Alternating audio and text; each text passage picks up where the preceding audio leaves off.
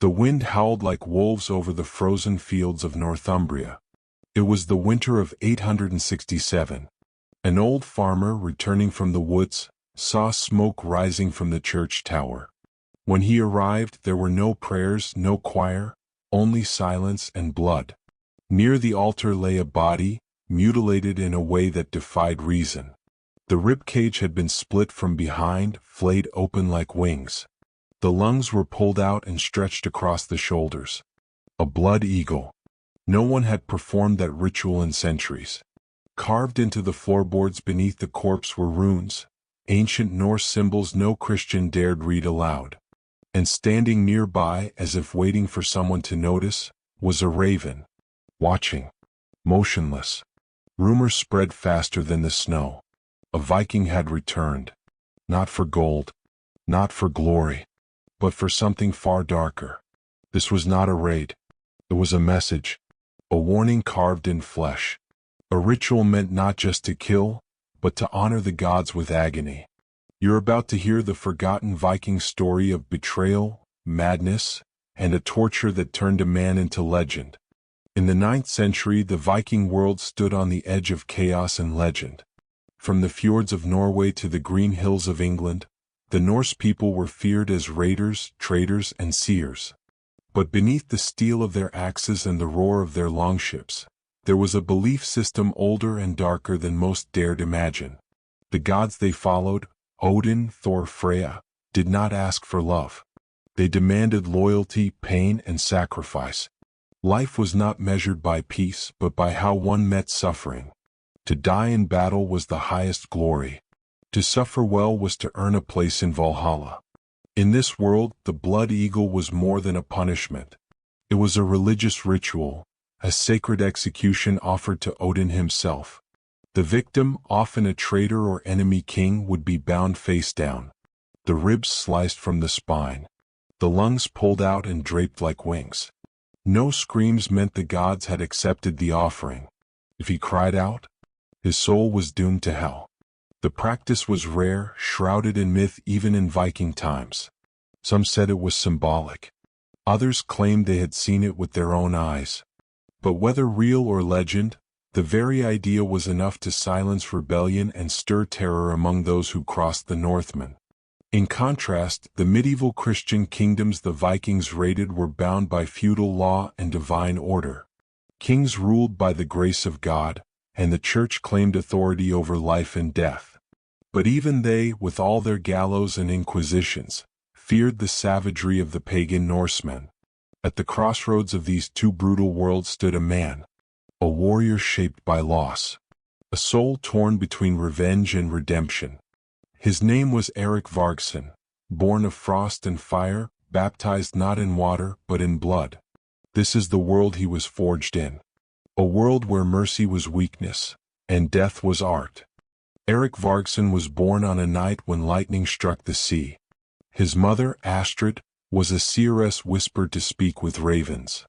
His father, Varg the Red, was a raider feared across the northern isles. But Erik was not raised on war. He was raised on silence.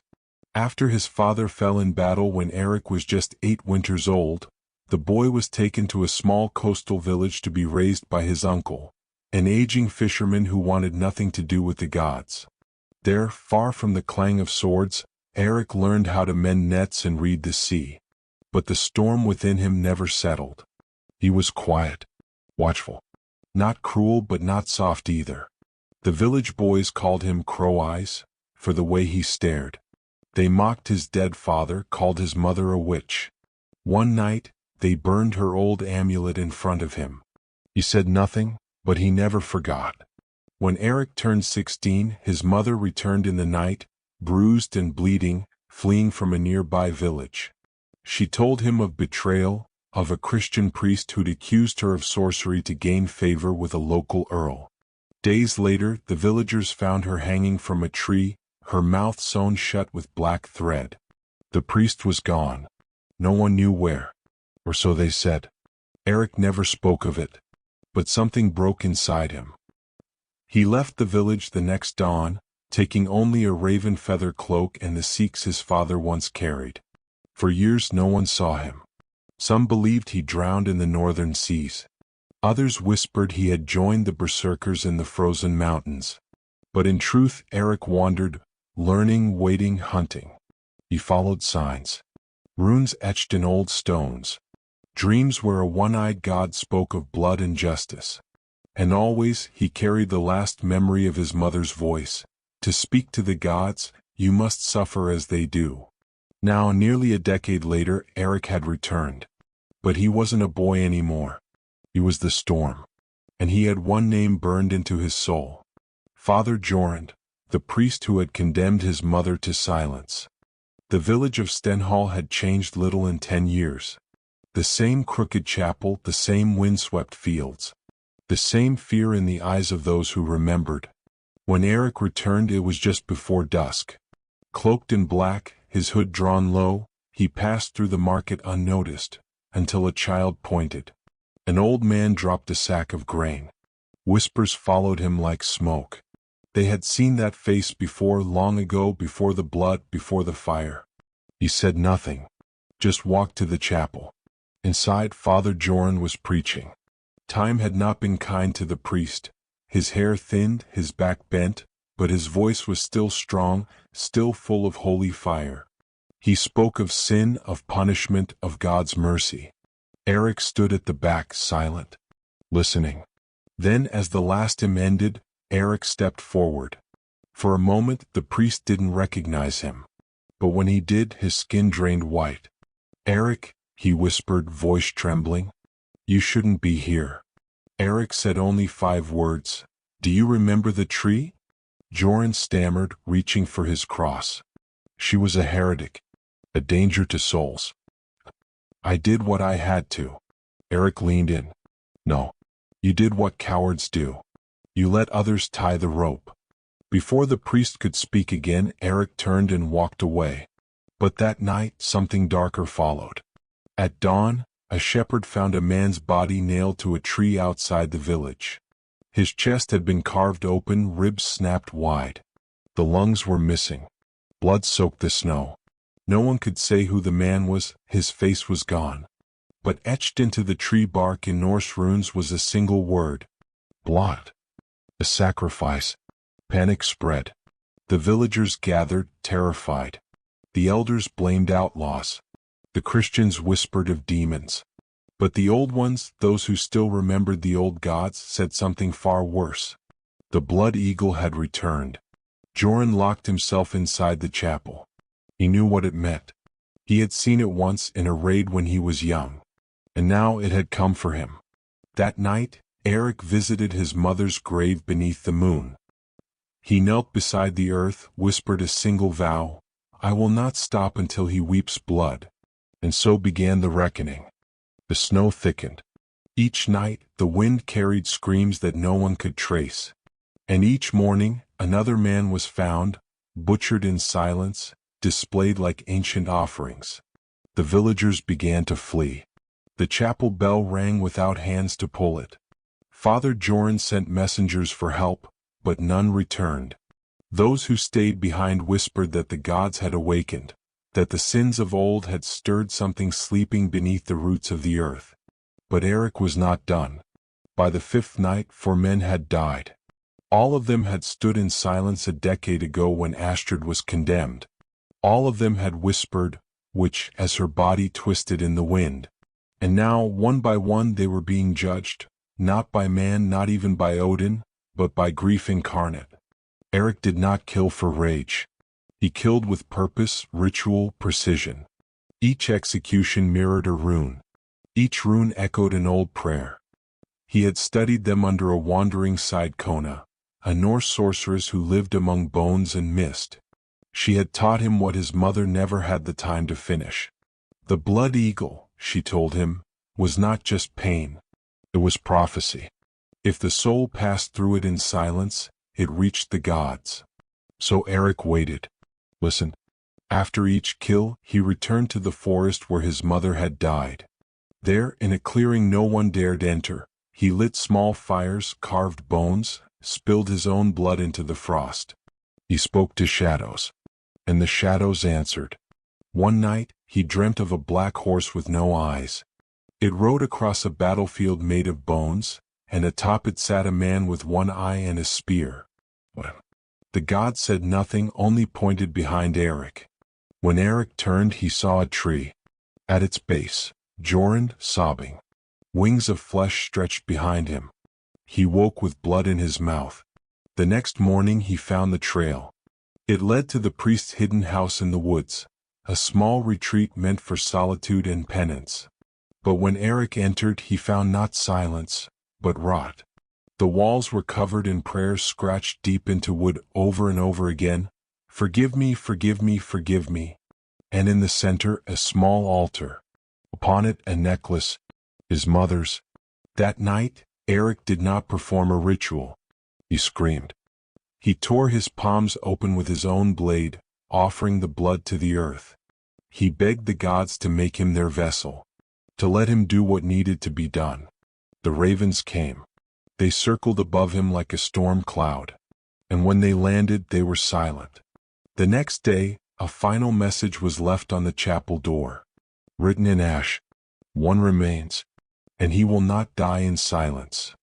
The chapel doors were locked from within. Father Jorund had not slept for 3 days. His hands trembled from fear, not age.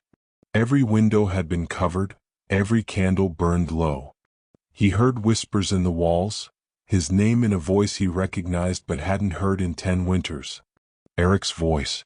That evening, a thick fog rolled in from the fjord, swallowing the village.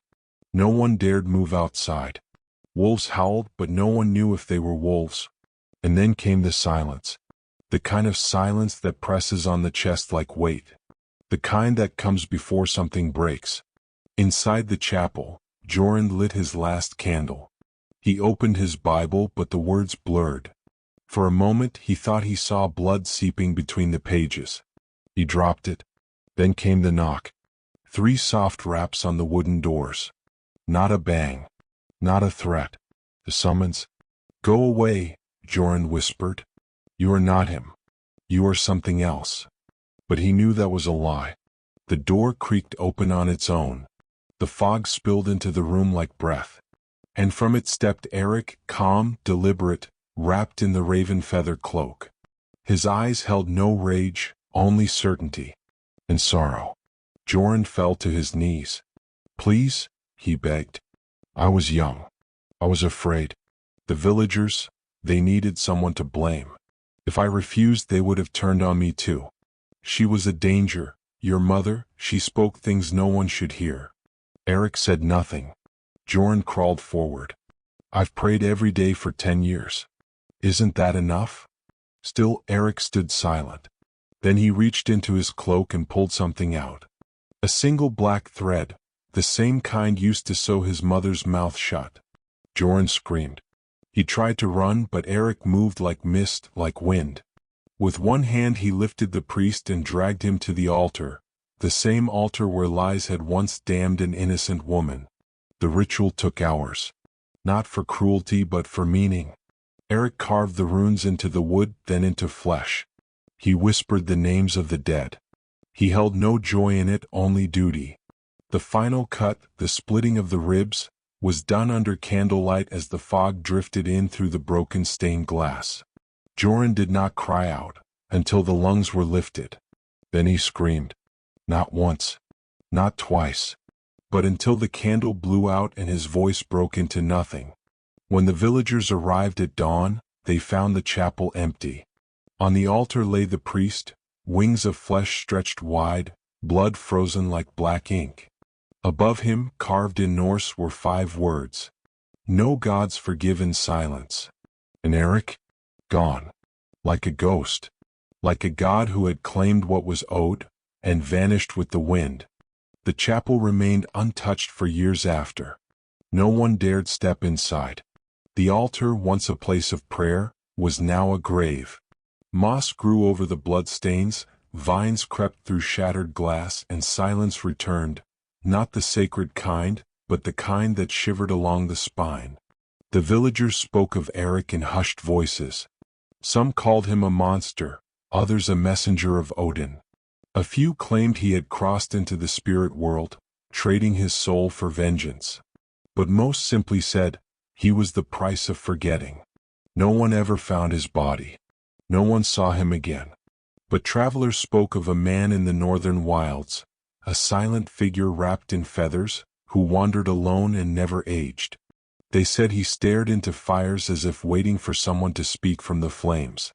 Years later, a child wandering too close to the forest claimed to see a man weeping beside a tree. She said his back was scarred with runes, and that ravens circled above his head. When she blinked, he was gone. The story of Erik Vargson was never written in any Christian chronicle. But in the sagas, the old ones say his name quietly. Not out of fear, but reverence. Because in a world that worshipped power, Erik worshipped memory. And his pain, his sacrifice, became more than vengeance. It became legend. Was Erik a hero? Or just another mad Viking lost to time? Was his wrath the hand of justice, or merely a wound that never healed? In the old ways, vengeance was sacred. In the new world, it's condemned. But what would you do if the world tore someone you loved from you and silenced their voice forever? Would you walk away? Or would you carve your memory into the bones of history? Some say stories like this are only myths, fabrications passed down to frighten children. But myths don't leave scars. Myths don't stain altars with blood that won't wash away. And the chapel in Stenhall still stands. Empty, cold, quiet. No birds land on its roof. No prayers echo inside. Only the wind, and the memory of a man who refused to let the world forget his mother's name. If this story haunted you too, if it whispered something ancient into your bones, then stay with us. There are more stories like this one. Stories buried in time waiting to be unearthed. Subscribe to Medieval Roots. And remember, in the dark corners of history, not everything stays dead.